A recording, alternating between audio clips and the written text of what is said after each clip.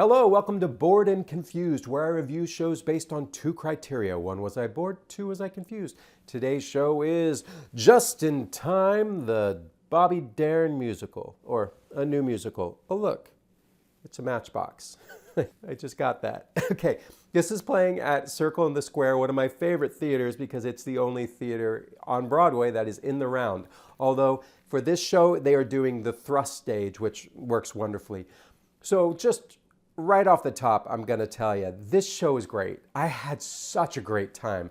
Went in not really knowing what to expect, and it was just a really fabulous evening of theater and music and song and dance and costumes. So going into this, as per usual, I don't know a lot about Bobby Darin. I knew that he was a singer in like 1950s and 60s, and I knew that he, spoiler alert, died at a relatively young age. That's about all I knew about him.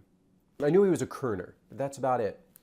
If you asked me what songs he sang, I probably would have said Beyond the Sea and would have stopped there because I'm not really sure what he had sung. I think it's great that I didn't know much about Bobby Darin because that way I knew that the book writer was doing a good job, because it didn't matter that I didn't know a lot about Bobby Darin. The book writer told me who he was. This is a story about his life, and it informed me.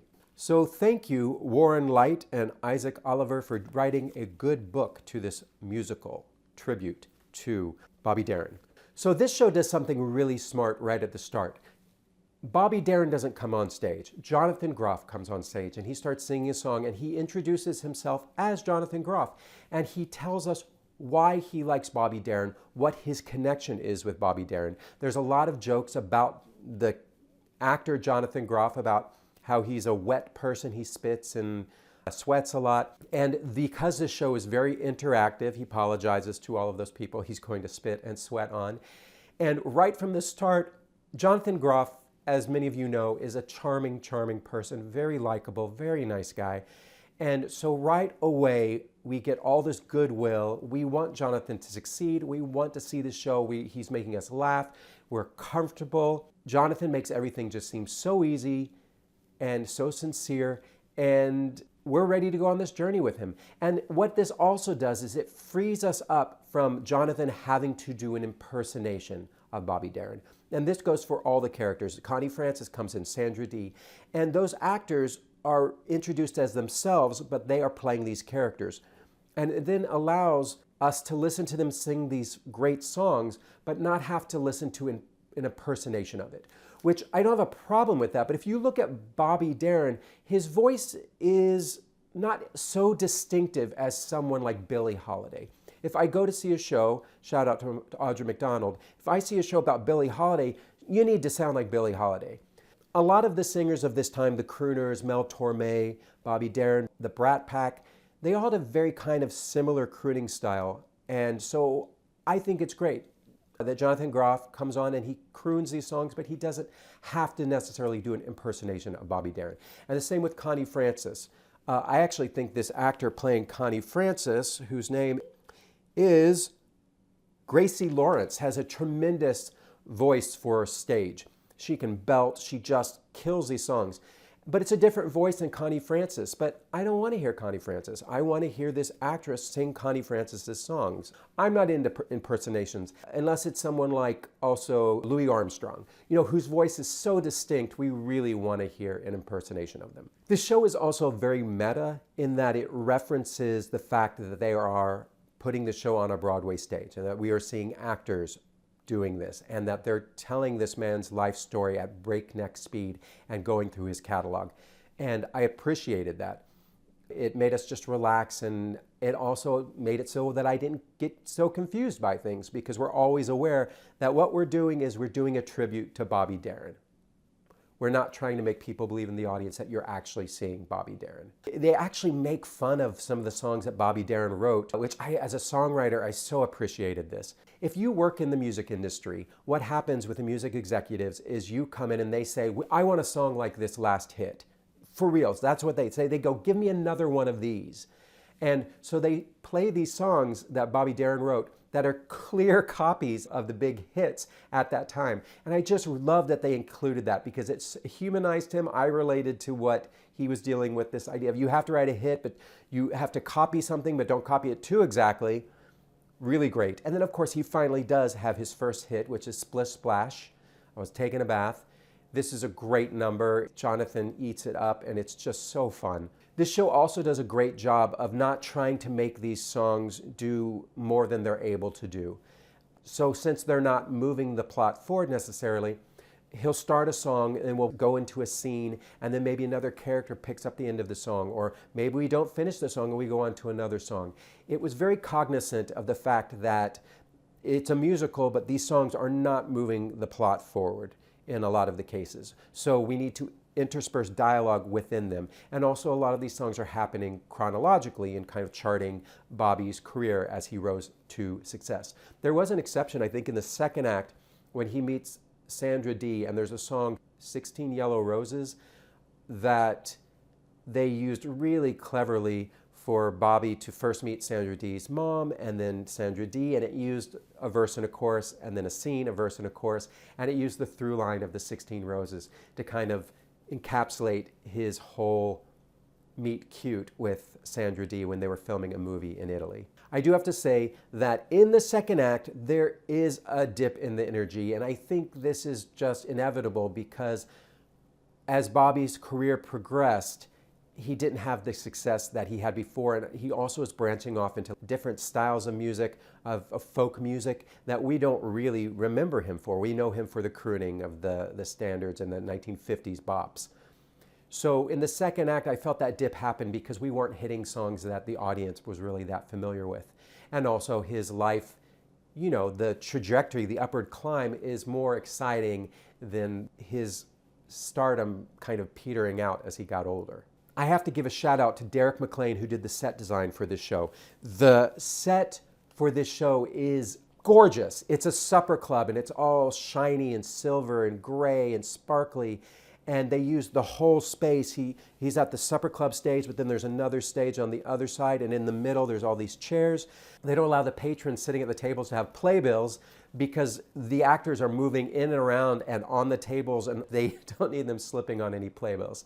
So this is a very interactive show. If you want to get spit on by Jonathan Groff, if you want to have the scene playing at your table, get that center table right on the floor, or any of those tables, but especially that center one, and you're going to be right in the middle of it.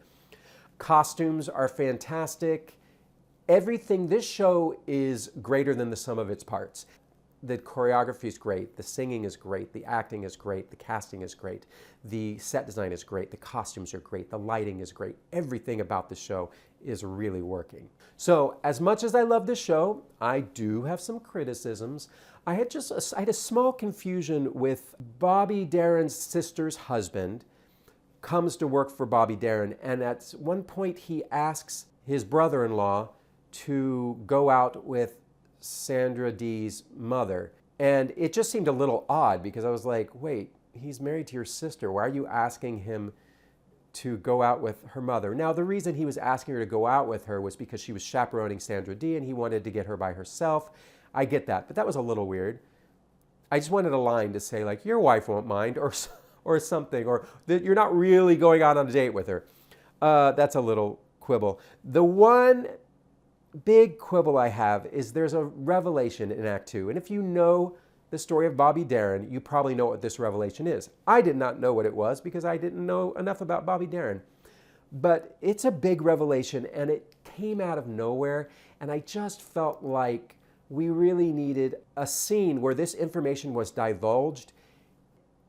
It's such an important piece of information that the character needed to feel like they had to divulge it. That if they did not divulge it right in this moment, something terrible would happen.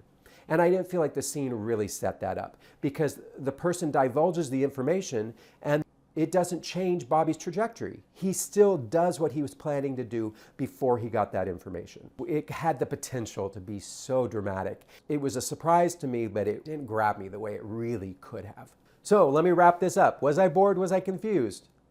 Other than that little confusion I missed, not bored, not confused. I had a great time. The show is 2.5 hours, including intermission. It flew by. I had such a great time. Let me tell you guys, Jonathan Groff will get a Tony nomination for this.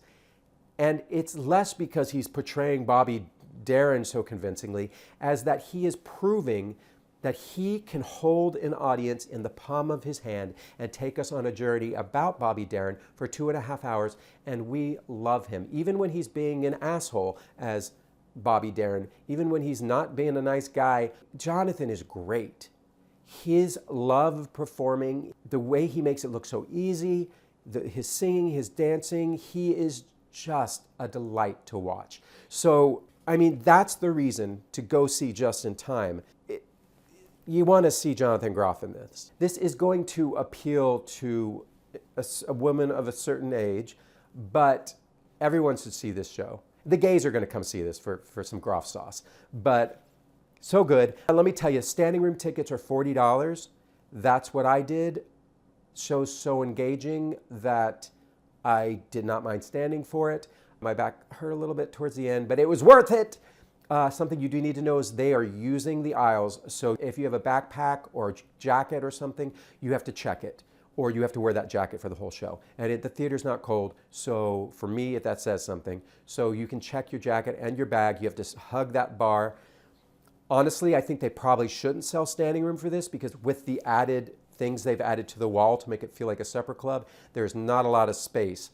But I'm glad they did offer the standing room so that people who don't have $200 can spend $40 and see this excellent show. So go check out Just in Time, guys. This was really great, and I think you're going to want to see it.